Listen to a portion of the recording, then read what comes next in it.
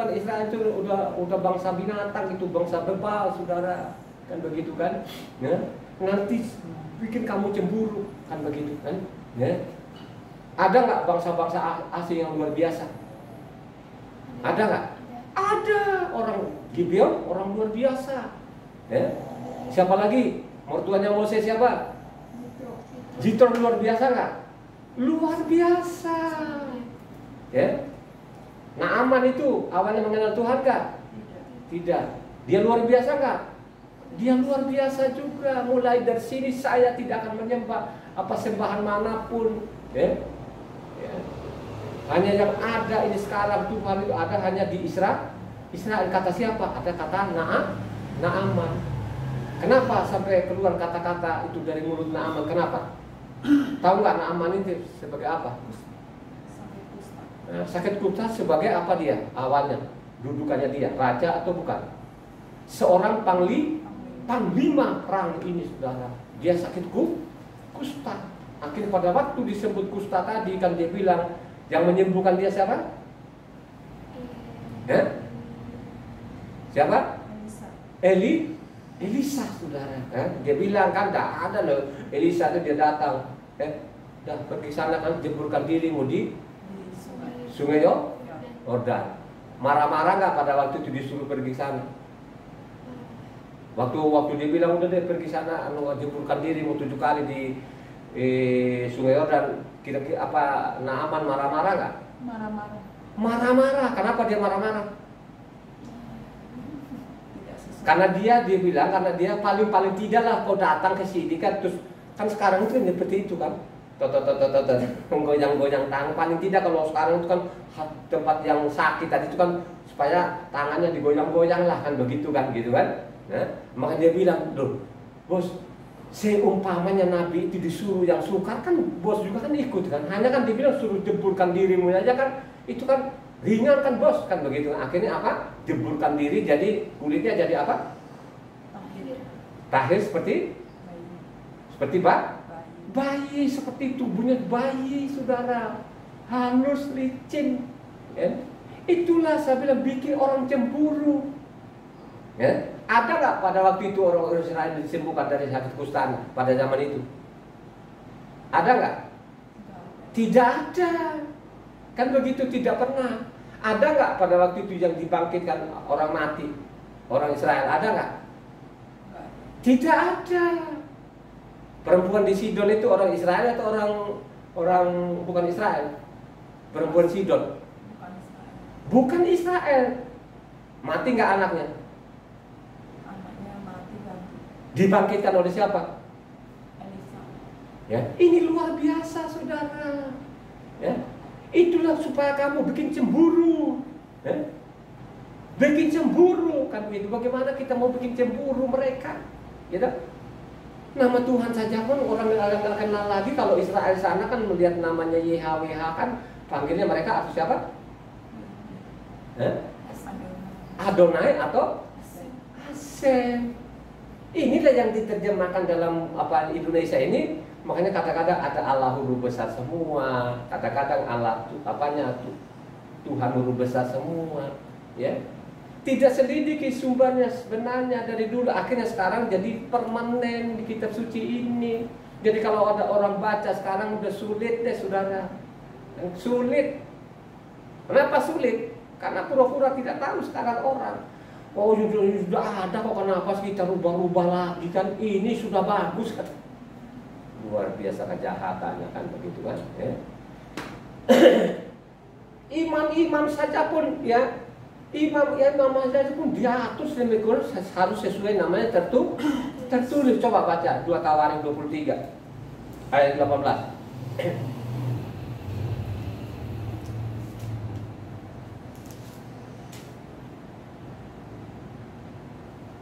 Kemudian Yoyada menyerahkan pengawasan atas rumah Yahweh kepada imam-imam dan orang-orang Lewi yang telah dibagi-bagi dalam rombongan oleh Daud untuk bertugas di dalam rumah Yahweh, yakni untuk mempersembahkan korban bakaran kepada Yahweh seperti tertulis di dalam Taurat Mose dengan sukaria dan dengan nyanyian menurut petunjuk Daud. Seperti yang menyimpang nggak Daud? Dia tidak menyimpang. harus sesuai nama tertulis, diatur juga saudara, nggak ada yang menyimpang dari dulu. Waktu udah ada hukuman mati juga pakai tertulis, baca 2 Tawarik 25 ayatnya 4. Tetapi anak-anak mereka tidak dihukum mati olehnya, melainkan ia bertindak sesuai dengan apa yang tertulis di dalam Taurat, yakni kitab Mose, di mana Yahweh telah memberi perintah, janganlah ayah mati karena anaknya, janganlah juga anak mati karena ayahnya, melainkan setiap orang harus mati karena dosanya sendiri. Sesuai tertulis juga, mereka tidak langgar. Pakai apa di Taurat atau bukan? Tetap pakai Taurat, itu tidak menyimpang dari yang tertulis, saudara. Tidak mereka tidak seperti sekarang, saudara, tidak menyimpang. Ya. David itu raja benar nggak? Raja benar. Kesalahannya apa dia? Mengambil istri. Mengempat istri orang, itu saja kesalahannya. Coba kan, gara-gara Batseba ini kan dia licin jidatnya, dia sikat aja. Kalau hanya dia sikat saja pada waktu itu mungkin ya gak fatal banget kan begitu kan. Tapi yang paling fatal apa? Suaminya suruh apa, maju di depan supaya terbunuh. Akhirnya pada waktu terbunuh cepat benar dia menggaruk istrinya. Ya. Kitab suci ini luar biasa, ditulis juga saudara, kagak ada lah. Kitab suci ini nggak kompromi saudara, ditulis. Kesalahan apapun ditulis, itu yang saya bilang kitab suci ini luar biasa. Yang kita pegang ini luar biasa, hanya dengan tangan-tangan jahil sekarang ini yang merusak tatanan Tuhan ini. Ya? Makanya perlu saudara baca itu. Ya? Kau baca saudara, kan begitu. Ya? Coba kalau sekarang kalau misalnya itu tadi Hosea bin Nun diganti, tahu nggak di mana pasal berapa ayat berapa Tuhan ganti namanya? Tak, saudara tahu? Ya, ya. Coba baca Bilangan 13 ayatnya 16. Ya.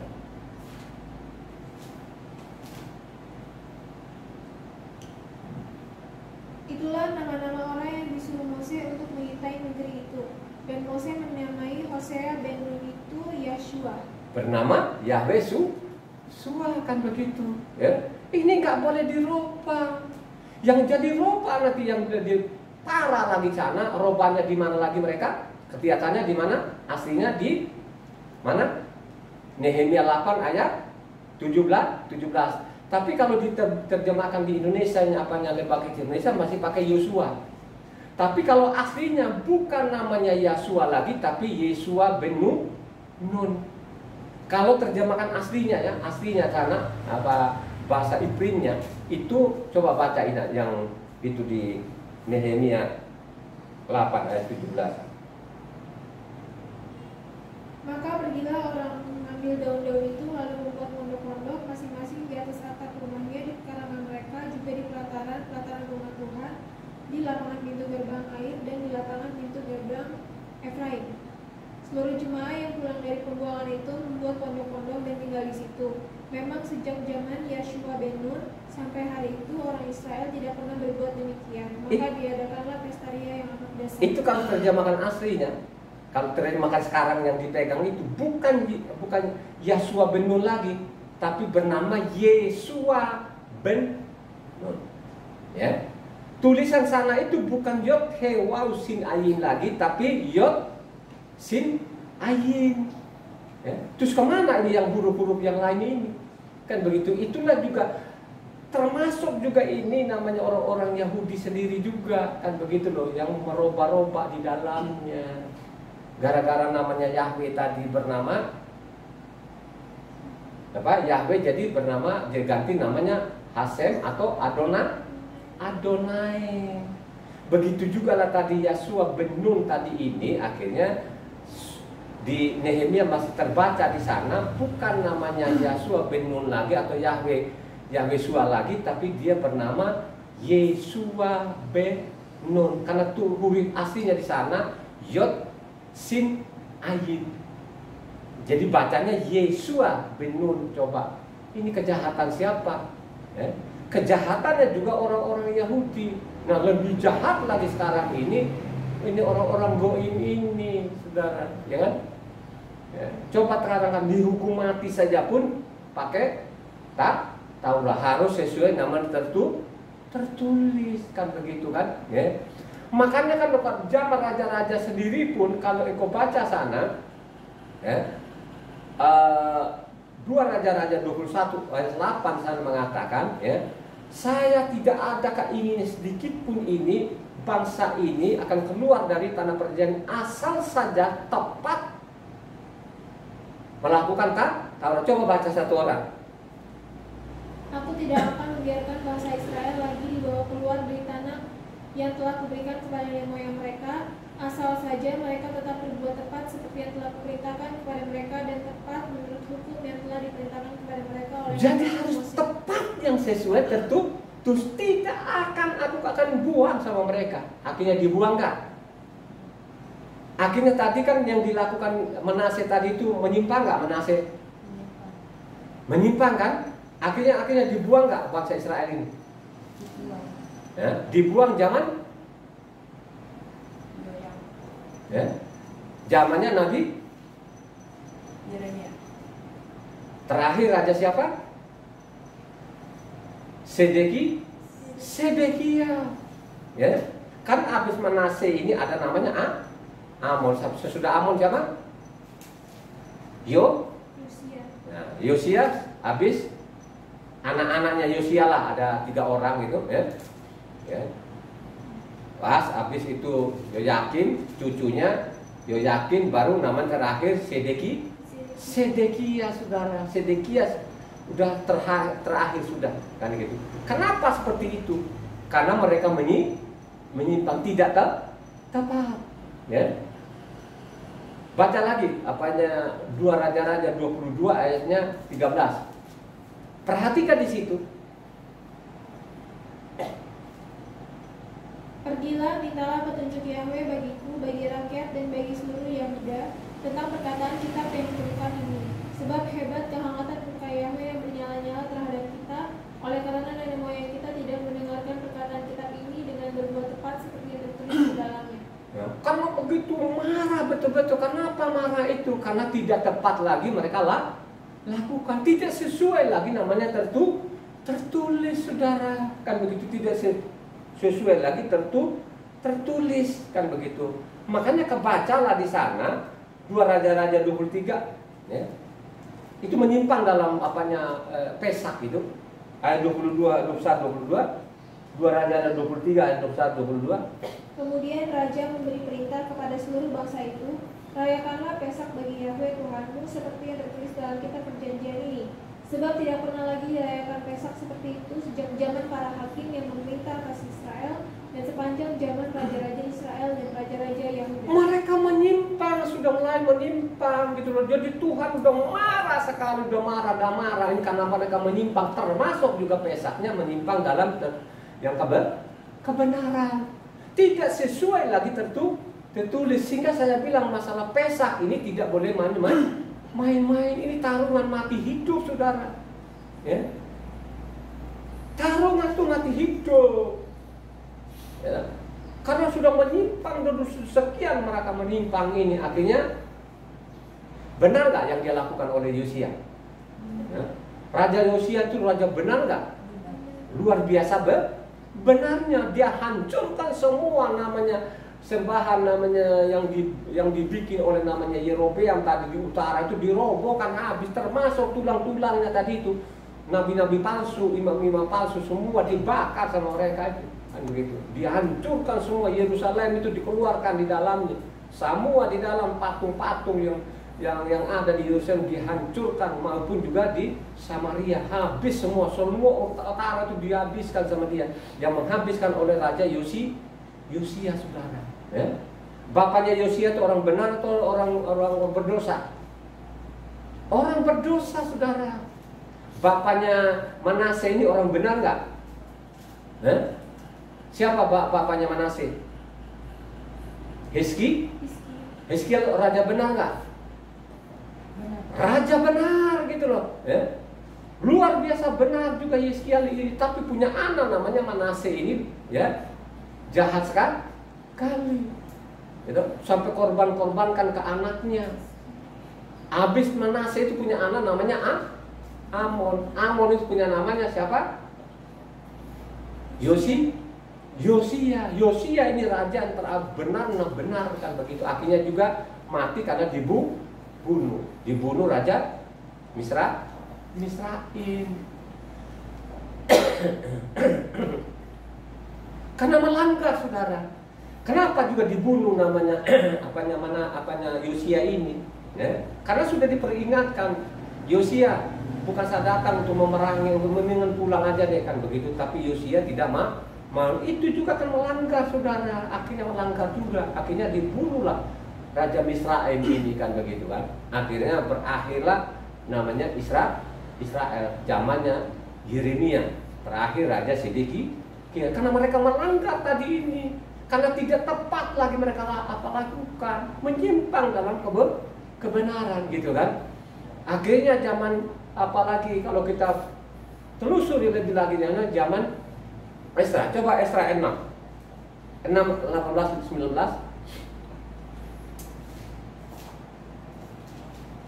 Ini perlu loh saudara ya. Ini yang tertulis ini kan hanya 5 kitab ini kan gitu loh. Kita baca ini dengan benar, dengan baik supaya tidak menyimpang. Coba Esra 6 ayat 18-19. Mereka juga menempatkan para imam pada golongan-golongannya dan orang-orang Lewi pada rombongan-rombongannya untuk melakukan ibadah kepada Tuhan yang diam di Yerusalem sesuai dengan yang ada tertulis dalam kitab Mose. Dan pada tanggal 14 bulan pertama mereka yang pulang dari pembuangan merayakan Pesak. Kan? Jadi zamannya juga Esra ini sudah diperbaiki nggak? Zaman Esra memperbaiki, saudara. Dia mau memperbaiki ini kan supaya mengatur imam-imam itu sesuai nama tertentu, supaya melakukan Pesak ini, Pesak yang benar kan gitu kan. Ya. Akhirnya berjalanlah waktu sampai detik ini menyimpangnya Israel sudah luar biasa menyimpang, saudara. Ya, mereka sudah menyimpang jauh, yang sampai saat ini pun mereka sudah menyimpang dari kebenaran kan begitu. Ya. Ya, diaturlah tadi. Esra ini ahli kitab bukan? Dia seorang ahli kitab, saudara.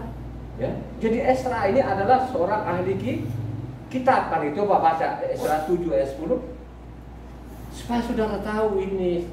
Ya. Sebab Ezra telah bertekad untuk meneliti Torah Yahweh dan melakukannya serta mengajar ketetapan dan peraturan di antara orang Jadi Israel. Esra ini dia berusaha karena dia ahli, dia teliti kembali lagi supaya kembali lagi kebenaran kan begitu, supaya kembali yang benar, harus sesuai namanya tertulis, saudara, diajarkan ya. Makanya kalau kau baca selanjutnya Nehemia 8 ayat 9, coba pada waktu mendengar itu, mereka mendengar tadi pembacaan kitab Taurat sampai mereka menangis itu ya. Coba ya, jadi ini satu zaman mereka ini Esra dengan Nehemia ini. Kalau Nehemia itu bukan nabi tapi seorang bupati. Bagian-bagian daripada kitab itu, yakni Torah Tuhan, dibacakan dengan jelas dengan diberi keterangan-keterangan sehingga pembacaannya dimengerti. Lalu Nehemia, yakni kepala daerah itu, dan Imam Ezra ahli kitab itu, dan orang-orang Lewi yang mengajar orang-orang itu berkata kepada mereka semuanya, hari ini adalah hari kudus bagi Yahweh Tuhanmu, jangan kamu berduka cita dan menangis, karena semua orang itu menangis ketika mendengar kalimat-kalimat Torah itu. Mendengar kalimat-kalimat sampai mereka menangis itu ada kekecewaannya yang luar biasa, saudara. Selama ini tidak baca lagi kitab suci, kan gitu kan. Pada waktu mereka mendengar itu akhirnya ada kekecewaan yang luar biasa. Makanya kalau engkau baca selanjutnya di sana, mereka mengaku dosa, namanya Nehemia 9, mereka mengaku dosa dan lain sebagainya. Akhirnya Yeremia 10 sana bikin di atas materai, tanda tangan di atas materai, kan begitu ya, bahwa kami akan kembali lagi kepada yang tertulis, saudara ya. Pada waktu mereka mendengar tadi pembacaan itu, mereka menangis, mereka teriak-teriak, ada kekecewaan yang luar biasa ya, bahwa selama ini mereka melakukan dosa, kan begitu ya. Ada kekecewaan, itulah akibatnya karena tidak pernah membaca namanya kitab suci, ya toh? Karena mengharapkan namanya Pak Pendeta, ya. Sekarang yang ada sekarang ini saudara, itu jarang sekali yang baca kitab suci ini. Jarang saudara, ya toh? Paling kalau baca itu dibolong-bolong lah, ya paling hafal-hafalan pendetanya nanti. Itu tidak pernah ada yang baca tuntas, ya toh? Kalau engkau baca tuntas itu luar biasa, ya.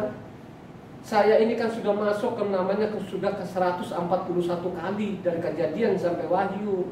Coba saudara pikir sendiri. Saya mau masuk ke 141 begitu ya. Tahun ini kan saya sudah mau masuk ke 11 kalinya dari Kejadian sampai Wahyu. Bulan apa ini?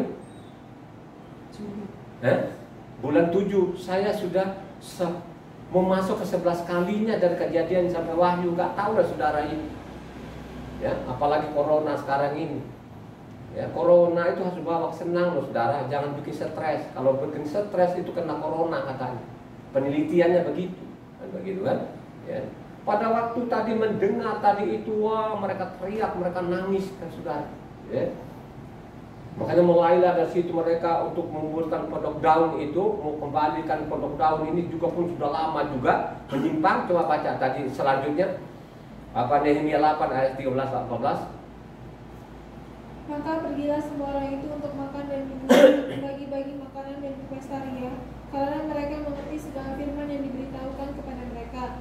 Pada hari yang kedua, kepala-kepala kaum keluarga seluruh bangsa, juga para imam dan orang-orang Lewi berkumpul pada Ezra, ahli hukum Taurat itu, untuk menelaah kalimat-kalimat Taurat itu. Ya. Jadi mereka menelaah, meneliti dan segala macam itu supaya kembali yang sesuai yang tertulis. Apa yang ditulis itu sudah ikuti saja. Tuhan itu tidak menuntut kita itu harus sekolah dokter dulu. Dia nggak, itu yang dokter-dokter saudara-saudara ya, zaman Yesua itu dokter-dokter yang benar-benar yang menyalibkan yang namanya Yesua itu dokter itu bukan, ya? Dokter nggak mereka ini, profesor nggak mereka ini, ahli Taurat itu profesor itu saudara, ahli itu kan profesor namanya, yang menyalibkan, ya. Apalagi sekarang ini wah luar biasa lagi kejahatan manusia ini, ya. Mereka tidak pernah merasa bersalah. Akibatnya apa? Tahu gak akibat saudara kalau engkau menyimpang yang ada tertulis itu? Ya, ada gak akibatnya? Fatal gak akibatnya? Mari engkau mundur ke belakang, ya. Baca Ulangan 28. Karena Ulangan 28 itu kan ayatnya 68 loh saudara ya, panjang itu, ya. Itu kan kutipan dari Imamat 26 kan begitu. Itu jadi kebaca aja di, karena panjang ini namanya apanya Ulangan 28 ini, tapi baca dari Ulangan 28 ayat 58 sampai 51. Coba saudara mencatat di situ akibatnya menyimpang dalam tertulis ini, ya. Jadi sudah dinubuatkan, sudah diperingatkan, benar-benar terjadi. Jadi Ulangan 28 ayat 58 sampai 61. Baca. Jika engkau tidak melakukan dengan setia segala perkataan hukum Taurat yang tertulis dalam kitab ini, dan engkau tidak takut akan nama yang mulia dan dahsyat ini, yakni akan Yahweh Tuhanmu, maka Yahweh akan menimpakan pukulan-pukulan yang ajaib kepadamu dan kepada keturunanmu, yakni pukulan-pukulan yang keras dan penyakit-penyakit yang jahat lagi lama. Ia akan mendatangkan pula segala wabah Misraim yang kau takut itu kepadamu, sehingga semuanya itu melekat padamu. Juga berbagai-bagai penyakit dan pukulan yang tidak tertulis dalam kitab Taurat ini akan ditimbulkan Yahweh menimpa engkau sampai engkau punah. Tuh kan, ya, pukulan-pukulan yang keras saudara. Benar nggak nubuatan ini sampai saat ini? Halo, benar nggak? Babak belur nggak manusia?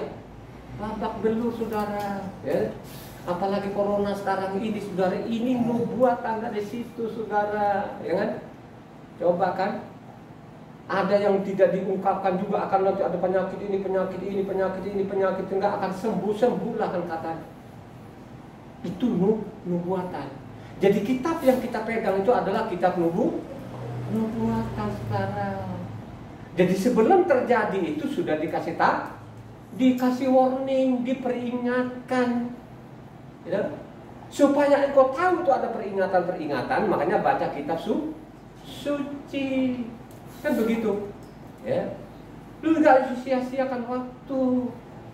Jangan makin tua ini, justru makin tua itu lu makin dekat kepada Tuhan. Mendekatkan diri kepada Tuhan itu bukannya lu ngantuk-ngantuk, bukan. Malam-malam lu baca kitab suci, ya toh?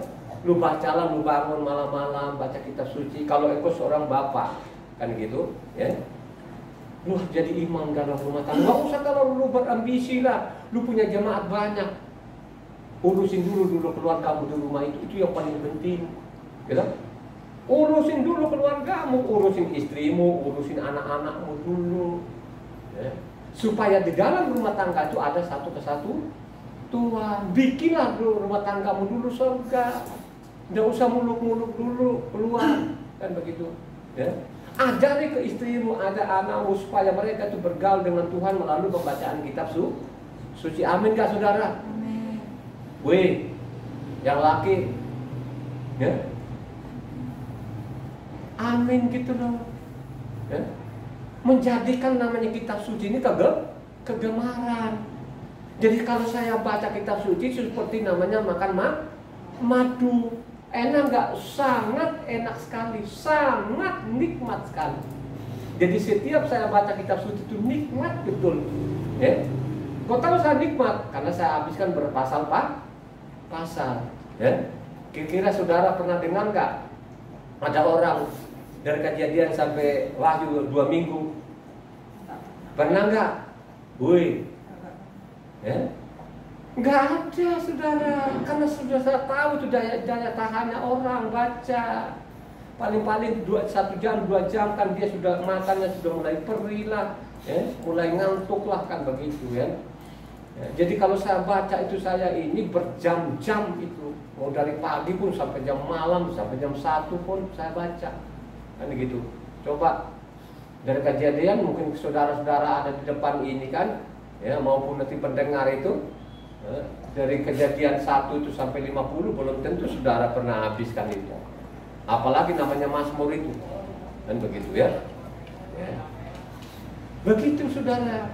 Jadi jangan menyimpang dalam namanya yang sudah tertulis. Apa yang ditulis, apa yang diperintahkan, ikuti saja, kan begitu kan. Mari kita lihat lagi, kalau namanya perjanjian baru itu, ya, pernah nggak saudara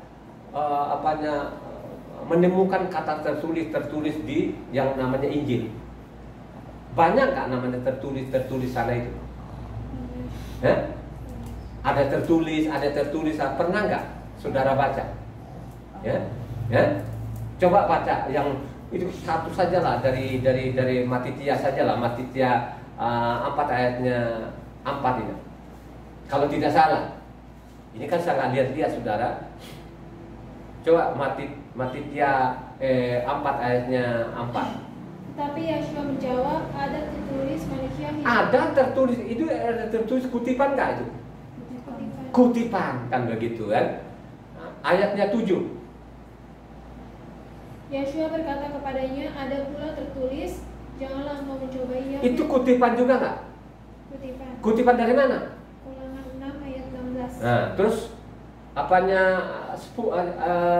ayat 10? Maka berkatalah Yeshua kepadanya, inyalah iblis, sebab ada tertulis, engkau harus menyembah Yahweh Tuhanmu dan Itu kepada Dia sajalah. kutipan nggak? Kutipan. Kutipan dari mana? Ulangan 6. Pintar saudara, ya kan? Itu saudara, kalau engkau baca itu kata, siapa yang dibilangkan ada, yang dibilangkan tadi ada tertulis, siapa orangnya yang mengatakan itu? Siapa? Yeshua sendiri, Yahweh sendiri, si penulis sendiri, saudara.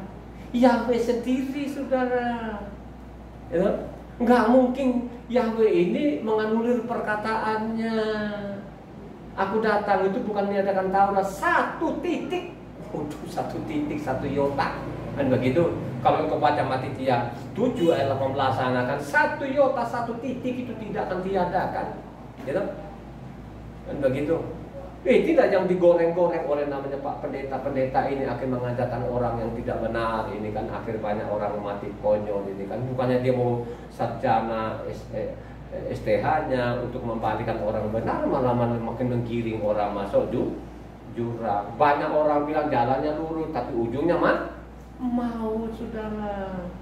Ya, oleh karena itu supaya engkau tidak menuju ke maut sana itu, makanya engkau baca kitab suci supaya kau tidak dibodohi, gitu. Kalau engkau baca kitab suci pasti engkau ketawa-ketawain nanti si dokter, ya. Makanya saya pernah ada seorang dokter daerah, saya pernah ikut di sana di daerah Kelapa Gading. Pada waktu saya dengar dia khotbah, ya, masalah nama Tuhan tadi bahwa, dia bangga sekali seorang dokter loh. Dia pengkhotbah internasional katanya kan. Wah, dia bangga sekali, karena dia menggebu bergelegar-gelegar di atas mimbar kan begitu kan. Tahu nggak saudara, luar biasa katanya. Dia namanya Surya kan katanya. Kan katanya, saya lihat ada tulisannya di masjid sana namanya Masjid Isa Al-Masih. Langsung saya pulang saudara. Gitu. Langsung saya tinggalkan dokter ini kan dokter goblok. Gitu. Kan begitu coba, ya. Saya tinggalkan saudara. Bagaimana namanya Yesua ini sudah bagus-bagus namanya, bernama Yesua, dia bernama Yesus, Isa. Wah, terus kalau ditanya dokter, oh iya Pak, kalau di Yunani sana itu Yunani, dia pakai Yunani lagi, ya. Karena dia bilang di Yunani nggak ada Y, tapi kalau dia pakai kata Yunani, ini kan dokter-dokter goblok ini, kan begitu kan? Dokter-dokter dungu ini kan begitu kan, coba dia pakai kata Yunani lagi. Kalau dia pakai di Greek kan gitu kan, mestinya ya juga lah kan gitu kan, tapi dia bilang di Yunani Pak. Katanya tadi nggak ada kata Y, tapi dia bilang Yunani kan begitu. Coba lu nyari-nyari ini kan, orang coba pergi ke Yunani sana kan, coba, atau di Greek sana, kamu orang Yunani, dia mungkin nganga-nganga, ya. Seperti dulu kan di orang Mesir katanya kan, keponakan saya kan nanya di sana, namanya Romi kan, waktu dia pelaut sana kan dia tanya, kamu orang Mesir, sampai orang Mesir bilang, Mesir itu apa? Mereka nggak ngerti. Loh, negaramu kan Mesir, nggak ada, negara kami kan ada Egypt kan katanya. Nggak tahu, Mesir kamu nggak tahu. Bayangkan aja orang dia bilang nggak tahu, kan gitu. Coba ini kan. Ini kan kejahatan orang-orang kita Indonesia ini kan sering sekali itu loh, itu kayak adat lah, kayak kebiasaan orang kan dari awal-awal tadi itu dipiara terus kan begitu kan, ya. Maka dia bilang kamu lebih suka perintah manusia daripada perintah Tuhan. Lu lebih suka adat istiadat kan begitu, ya. Jadi tadi saja pun Yesua tadi pada waktu dicoba oleh iblis tadi itu ada tertulis apa namanya Taurat. Begitu juga lah yang dituding-tuding. Inilah yang digoreng oleh namanya gereja ini, sehingga mereka sekarang itu ada namanya ibadah baru kan begitu kan. Jadi beda lah dengan dari Sion dengan dari Yunani ini beda kan begitu. Kalau dari Sion ada sabatnya, ada pondok daunnya, namanya Yahweh kan begitu, namanya Yesua. Tapi kalau namanya dari Yunani kan tidak ada minggunya, ada Natalnya, nama-nama semua diganti lah. Itu dari Yunani loh saudara kan. Jadi tinggal pilih saudara apakah dari Yunani atau dari Sion, atau yang tertulis atau tidak tertulis. Baca Kisah Para Rasul 24 ayatnya 14, ya. Dengarkan itu, ya. Dengarkan jemaat maupun pendengar juga. Kisah Para Rasul 24 ayatnya 14.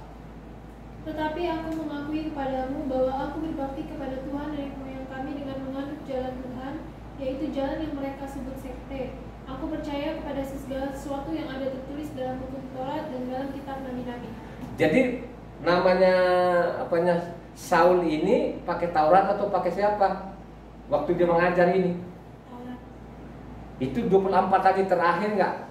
Dia ini posisinya dia yang kamu baca tadi, Kisah Para 24 itu di luar atau di penjara? Loh, di penjara atau di luar? Dia dalam penjara saudara.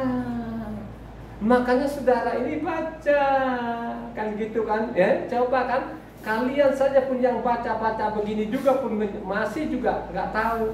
Jadi dia sudah dalam penjara. Ini kan dalam sidang kan begitu. Yang menyidang itu adalah namanya imam-imam. Oh, sampai imam besarnya turun tangan, saudara. Ya tak? Jadi dia bilang tadi, ulang lagi, coba diulang sekali lagi. Kisah Para 24 ayat 18. Tetapi aku mengakui kepadamu bahwa aku berbakti kepada Tuhan nenek moyang kami dengan menganut jalan Tuhan, yaitu jalan yang mereka sebut sekte. Aku percaya kepada segala sesuatu yang ada tertulis dalam hukum Taurat dan dalam kitab nabi-nabi. Jadi yang dia ajarkan kemana-mana itu harus sesuai dalam Taurat. Yang diajarkan kemana-mana itu Taurat. Taurat itu sudah dinubuatkan bahwa Yahweh itu jadi manusia kan begitu loh. Yang sudah ditulis oleh Mose itu benar-benar terjadi. Ini loh yang sekarang ini yang saya beritakan. Yang saya beritakan itu adalah Yahweh itu sendiri. Tidak ada yang lain, tidak ada namanya Tritunggal, Dewi Tunggal, nggak ada. Yang ada hanya satu-satunya saja tadi ini, Yahweh menjadi anak manusia. Sehingga dia bilang, siapakah anak manusia itu? Kan begitu. Nggak ada yang tahu. Ada yang bilang nabi ini hanya satu orang. Siapa dia? Adalah Kepa. Engkau adalah Mesias. Hanya nelayan ini pada waktu itu juga masih terbatas apanya pemahamannya mereka. Jadi Mesias itu seolah-olah beda dengan Tuhan Yahweh. Saya tanya saudara, Tuhan Yahweh dengan Mesias itu sama nggak? Halo, sama nggak? Sama, ya, sama saudara. Kok kita tahu sama? Kan gitu. Kok kita tahu sama? Tahunya dan saudara bahwa Mesias adalah Yahweh itu tahunya di mana? Ya, pertama mungkin dari membangkit orang-orang mati atau entah dulu. Kita tahunya dari mana? Coba baca. Apanya Ibrim 11 ayat 26.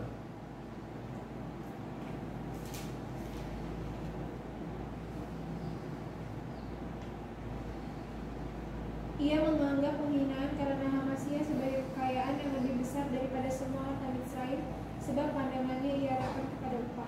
Dulu waktu zaman Mose